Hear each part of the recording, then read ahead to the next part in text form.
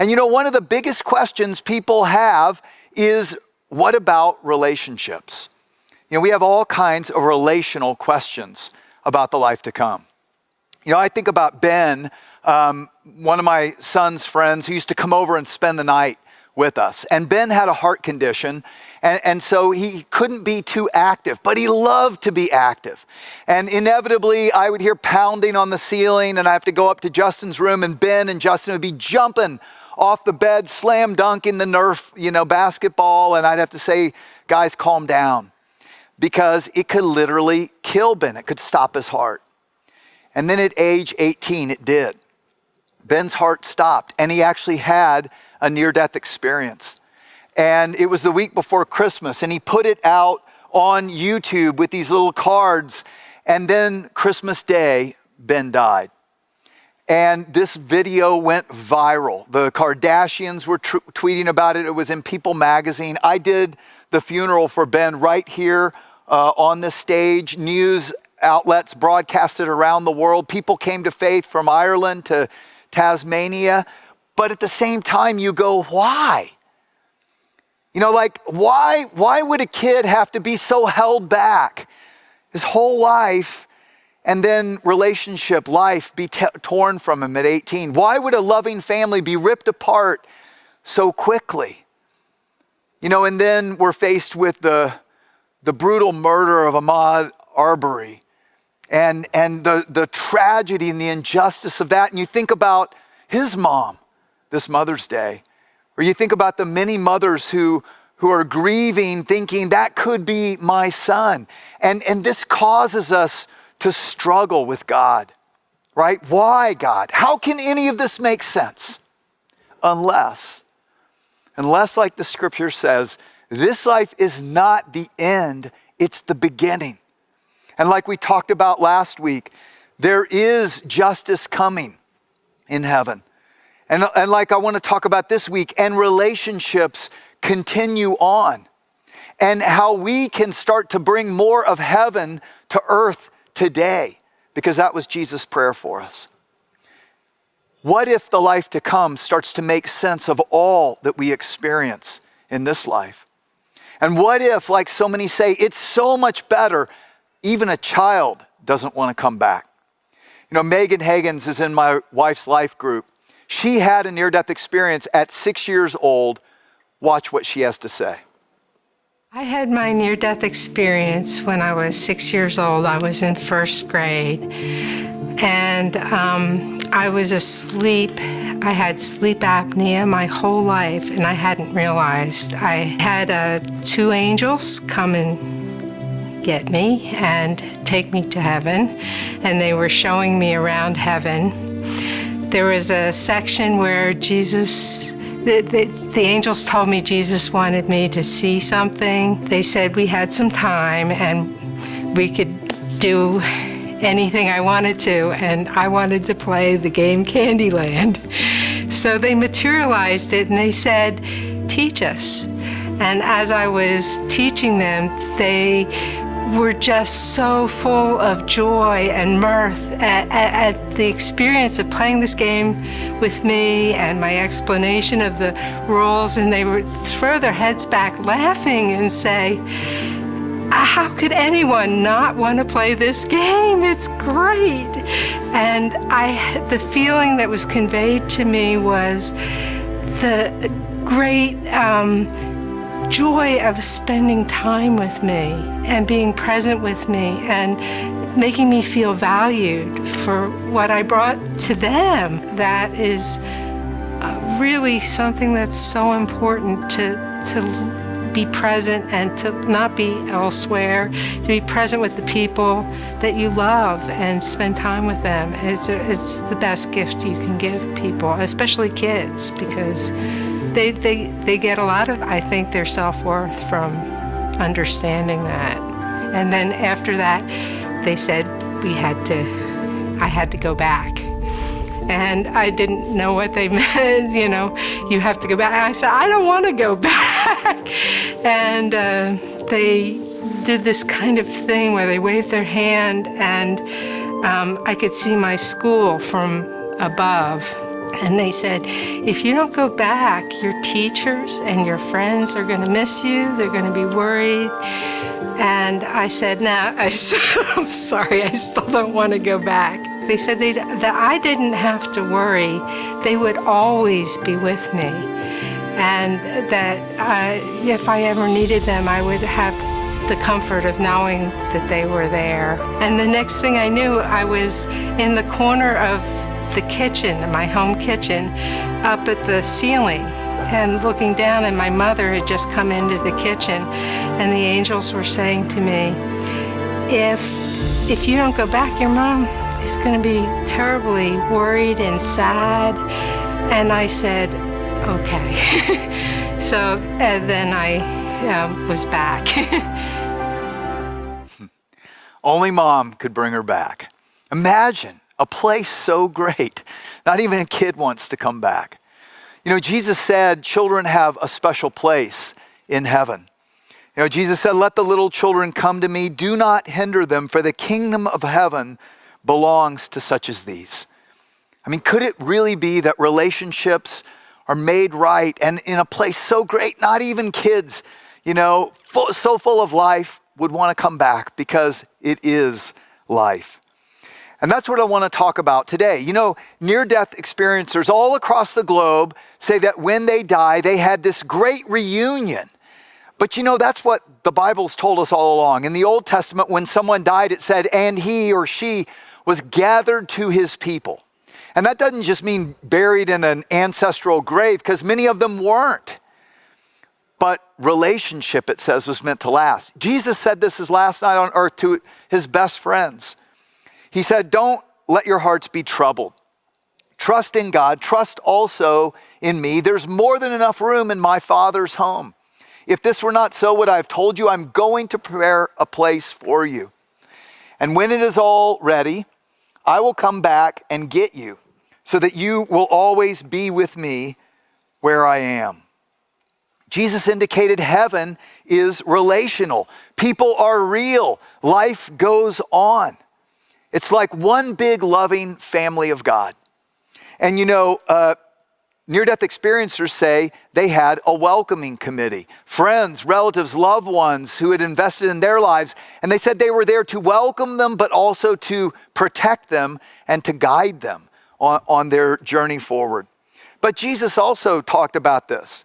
In Luke 16:9, he said, I tell you, use worldly wealth to gain friends for yourselves, so that when it is gone, you will be welcomed into eternal dwellings. Watch how people describe this great reunion by their welcoming committee. My family appeared. One of them put their hand out, and I knew it was my grandmother. And when I looked up, there's my family. Everybody that had been related to me or part of my family came to greet me in. My grandmother Mary was out front. She was bright. You know, she had a big smile and pure joy. I was immediately greeted by a group of people, spirits, beings. They were absolutely exploding with a pure love. And I could be with them, and I knew without any doubt that I had known them and loved them as long as I've existed. 57.3% of those having near-death experience describe meeting other beings. When a deceased loved one is encountered during a near-death experience, they may be around the age they died, or interestingly, they may appear decades younger. I'm surrounded by people that I had known and loved in life, and they were all perfect in every way, fully recognizable as themselves. Pero me fijé, cuando miré para derechito, miré a mi mamá y a mi tío. I'm looking at this man who I recognize by my heart, but I knew that that was Pa. He's my great-grandfather. Now, Pa was standing next to Ma. I knew her as an old woman when I was a kid. When she was in heaven, she looked to be in her 30s. This was my family. On this right side of me were all these animals coming in. You'll be surprised when you get there and your pet's there to greet you in. You know, it's funny because people ask me more about whether their pets are going to be there than their family members, which I'm not sure what that means. But yes, your beloved pets will be there. And that's biblical too. You know, Isaiah in Isaiah 11:6, speaking about heaven, says, the wolf will live with the lamb, the leopard will lie down with the goat, the calf and the lion and the yearling together, and a little child will lead them. I mean, this is a place where all God's creatures live in shalom, in God's perfect peace. Everybody gets along. Republicans and Democrats get along in heaven. I mean, it's an amazing, amazing place. So why wouldn't your beloved pets be there as well? And people do see them. Mostly children who have near-death experiences are often welcomed by their pets, maybe because no one they know has died yet, and God knows who will make us feel the warmest as we're greeted in. But I find many people, when they think about heaven, you know, they think about people as these kind of ethereal, ghosty, Patrick Swayze, you know, misty kind of figures. It feels less real, less tangible. And yet Jesus said nothing could be further from the truth. In fact, Jesus said this in Luke 13:29, people will come from east and west and north and south and take their places at the feast in the kingdom of heaven. There's going to be a feast. I mean, remember, the risen Jesus could be touched and embraced. He ate fish. And in fact, he said this his last night on earth when he instituted what we call communion. Look at what else it says. It says, as they were eating, this is Matthew 26, Jesus took some bread and he blessed it. And then he broke it in pieces and he gave it to his disciples saying, take and eat it, for this is my body. And he took a cup of wine and gave thanks to God for it. And he said, drink from it, each one of you, for this is my blood, which confirms the covenant between God and his people. It's poured out as a sacrifice to forgive the sins of many. Then look at what he says. Mark my words. I will not drink wine again until the day I drink it new with you in my Father's kingdom. Eating, drinking, feasting. I mean, it just seems like normal life. Exactly. It's not eternal death. It's eternal life. I mean, look, all the things you love about life, this life, God created. And yeah, we can abuse them. We can overindulge in wine. Instead of loving and treasuring people, we can use people. But everything you love about this life, God created. And we were meant to experience it together again forever, the way it was supposed to be. In relationships, the way they were supposed to be. And it's real. Hugs are real. Memories are real memories there. People we invested in here are the people we will value most and see most there. And this is important because this life is continuous into the next. See, people matter, and how you love and invest in people here goes on with you into the next. You know, Don Piper was driving on a bridge on a rainy day in North Houston when an 18-wheeler went out of control, ran over the top of his car, completely crushed his car, killing him instantly. EMS arrived on the scene, pronounced him dead, but it took them 90 minutes to cut his body out of the wreckage. And yet Don revived to come back to talk about this great reunion. Watch. I took my last breath on the bridge, and my next breath was at one of the 12 gates of heaven. I mean, there are 12 gates. I was at one of them, 4 on each side of the city.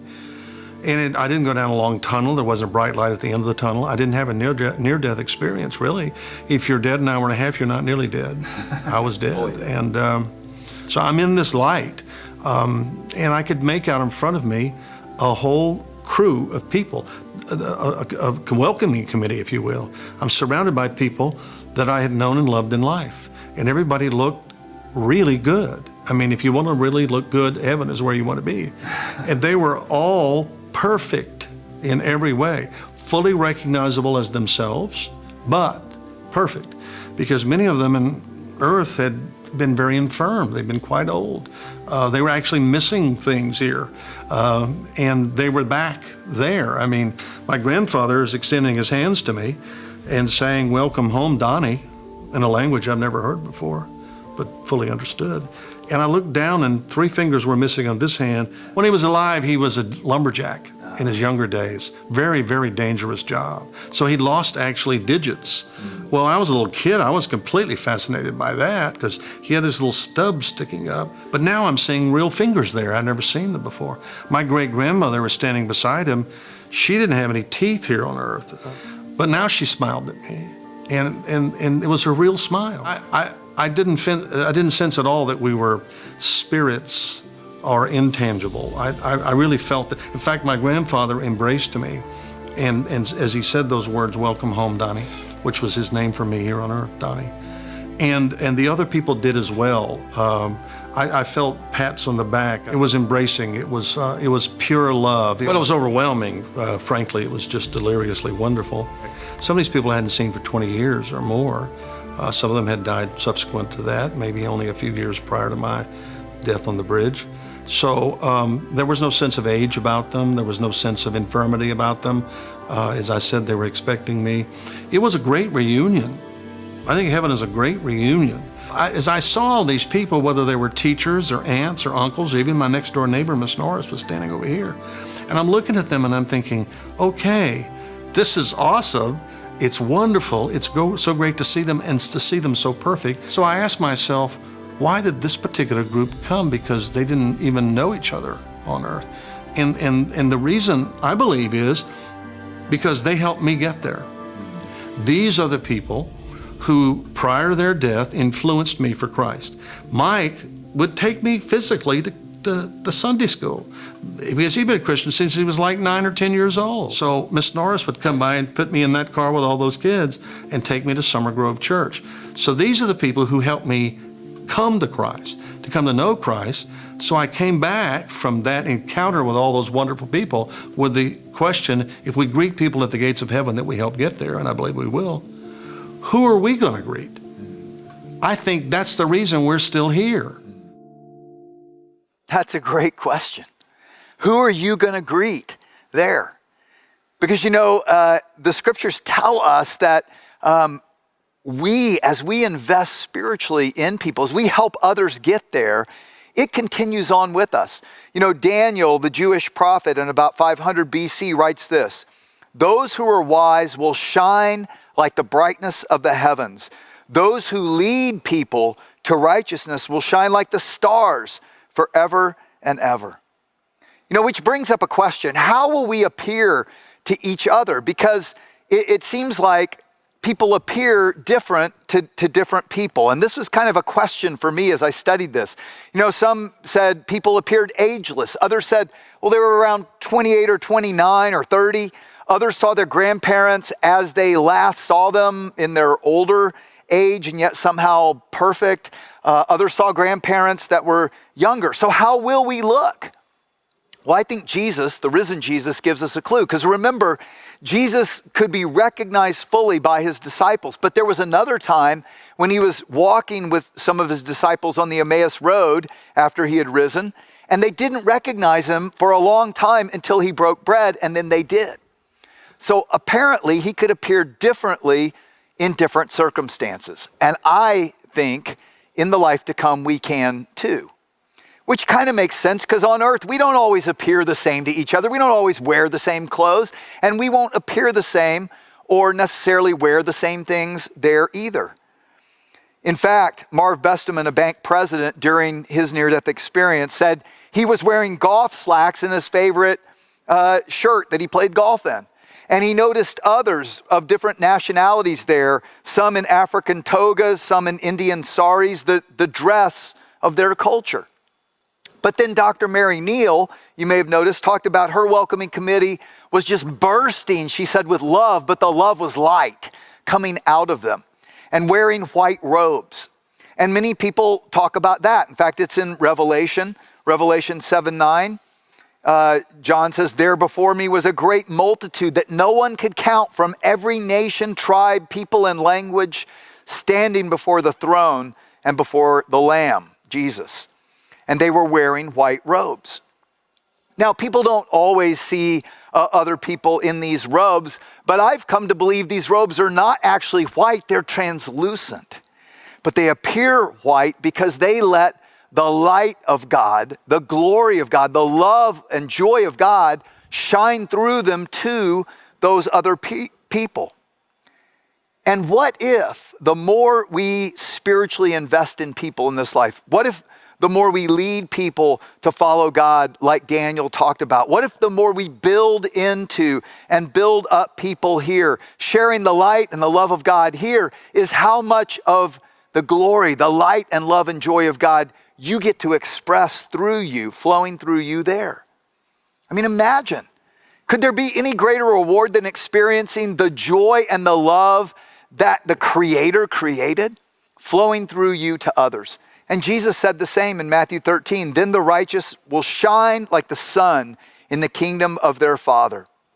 Whoever has ears to hear, let him hear.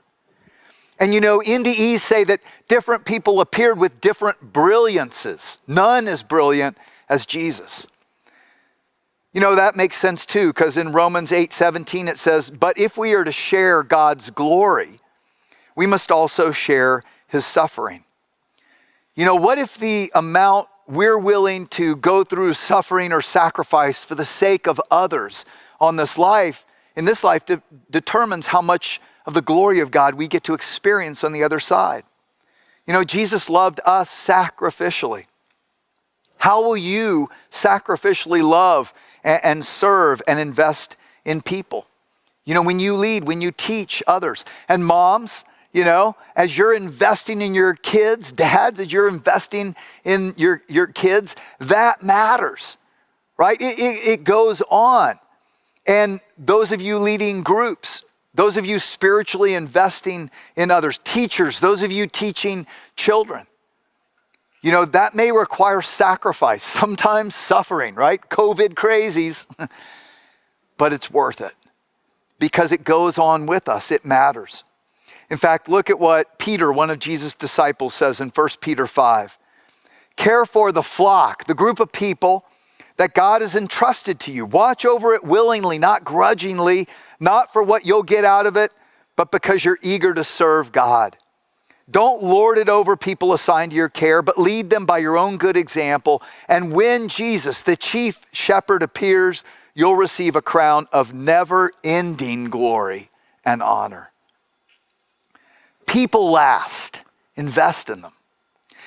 Now, all this may bring up a kind of troubling question about relationships in the life to come. You know, my wife, Kathy, used to not really like to talk to me about heaven because she would say, but we're not going to be married there.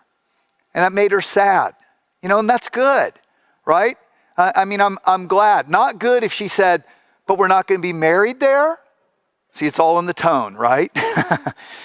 You know, and she was sad because of this idea that there won't be marriage in the life to come. That all comes from a time that Jesus was asked a trick question by the religious leaders called the Sadducees, who, by the way, didn't even believe in the afterlife.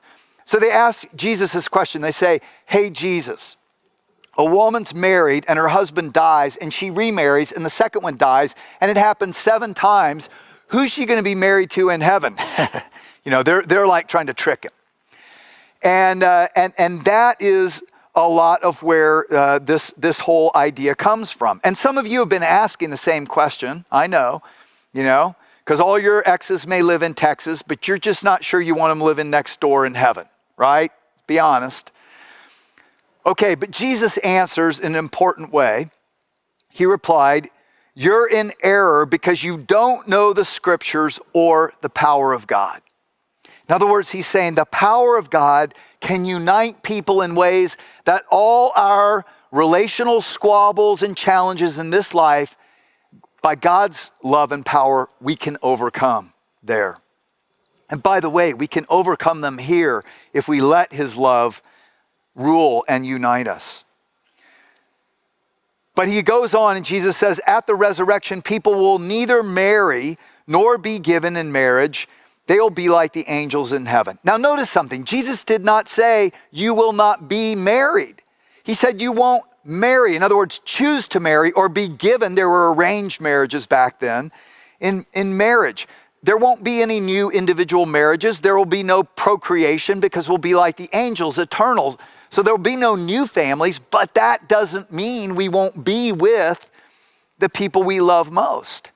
And in fact, many NDEers saw their grandparents there together in heaven, or their parents there together. Now, how does God work out, multiple healthy, loving marriages on the other side? I have no idea, except bathed in God's love, what people say is nothing is wrong. Everything works. And just think about it. Relationship will be so different.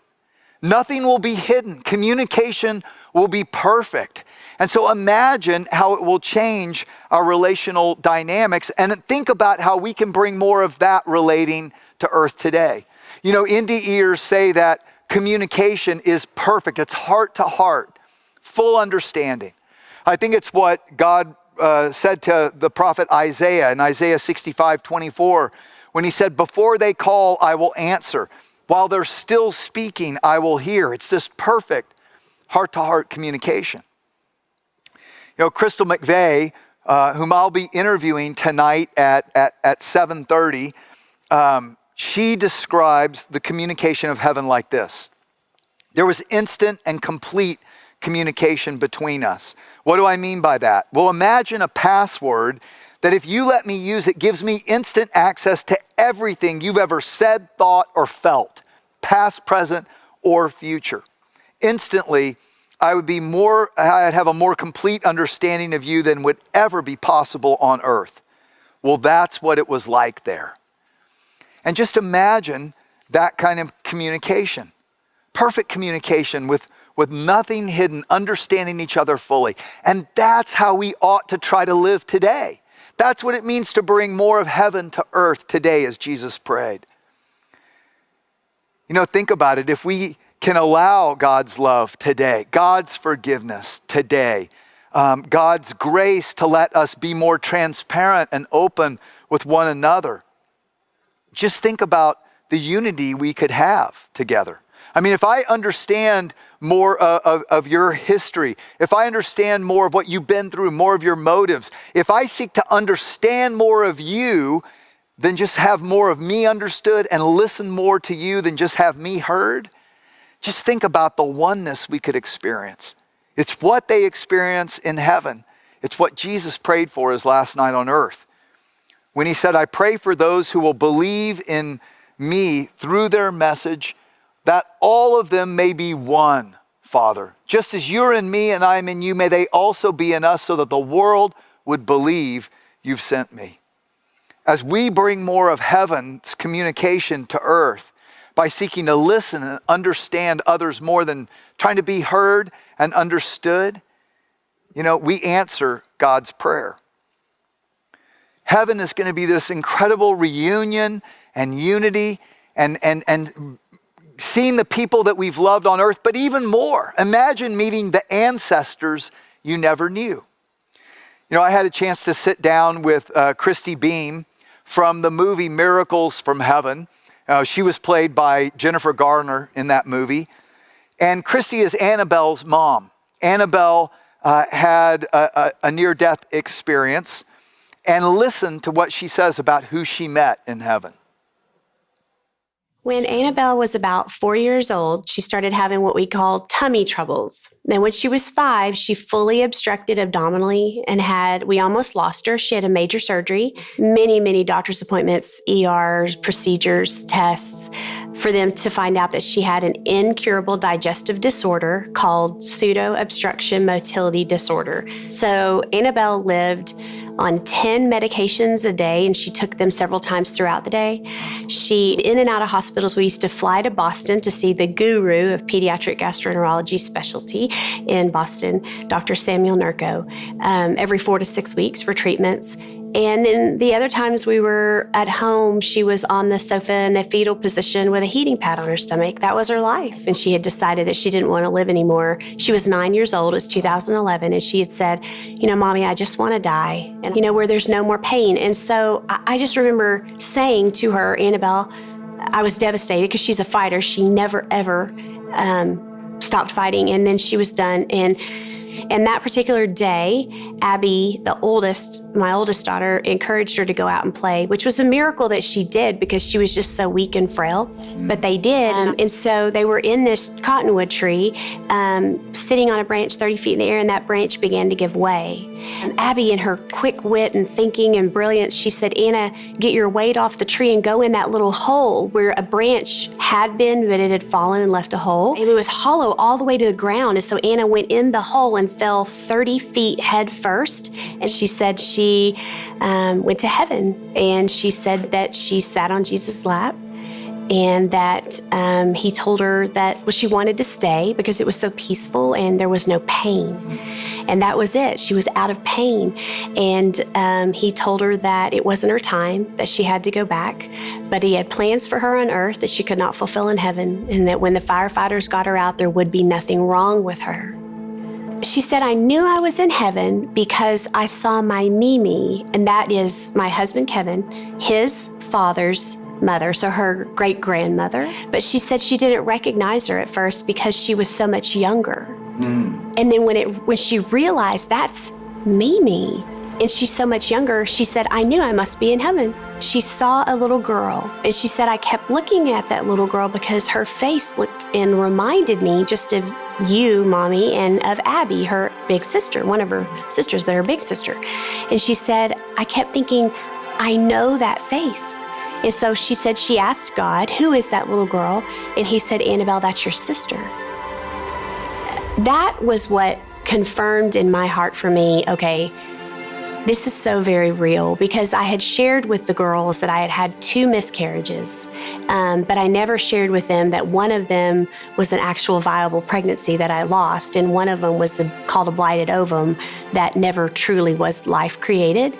But she didn't know that. She just knew that I'd had 2 miscarriages, and the fact that she saw one little girl in heaven was totally amazing to me. Today, Annabelle is on 0 medications, 0. She's been released from the care of her pediatric gastroenterology specialist, and she eats whatever she wants, whenever she wants. There is no known cure. They have never had anybody have pseudo-obstruction, it be confirmed with more than 1 motility test, and then be cured of it, except for Annabelle. You know, and Annabelle's one more line of evidence that God is real, but even more that relationships last. And she met, her miscarried sister that she had never met. And that's what convinced Christy that this was real. This really happened. And today many of you, I'm sure, have had miscarriages and have grieved the loss of children. And I just want you to know, first, God grieves with us, but it's not the end of the story. David, who wrote many of the Psalms in the Bible, lost a child in birth and grieved that child. And then he said this in 2 Samuel 12, can I bring him back again? I will go to him, but he will not return to me. And if you have lost a child, if you've had a miscarriage, you will go to that child. There will be a great reunion. Megan, who had the near-death experience at 6 years old, actually had a second one when she was miscarrying. She was bleeding profusely, and she began to leave her body again. But listen to the message she got that maybe some of you need to hear as well. From that time on, I was just bleeding profusely, and it was very painful as well, and I was trying to lie down and rest. And one of the times I was lying down, I had the sense, the soul of the baby leaving me, and I just started to follow. I guess I left my body, and I just started to follow the baby. And the baby turned to me and said, I love you so much. You did nothing wrong, but you can't come with me, and he left. When the spirit of the baby left me, I saw a male spirit. I knew his name was Michael, and he just talked to me and said, don't worry. This, I love you and you did everything right. And one day it'll all be made right. All the relational losses, all the relational mistakes, all the relational misses. God promises it will all come together in perfect love of God, perfect communication, perfect unity, relationship the way it was meant to be. But we can bring more of heaven to earth today. And that's Jesus' prayer. He taught us to pray, Father, your will be done on earth through me as it is in heaven.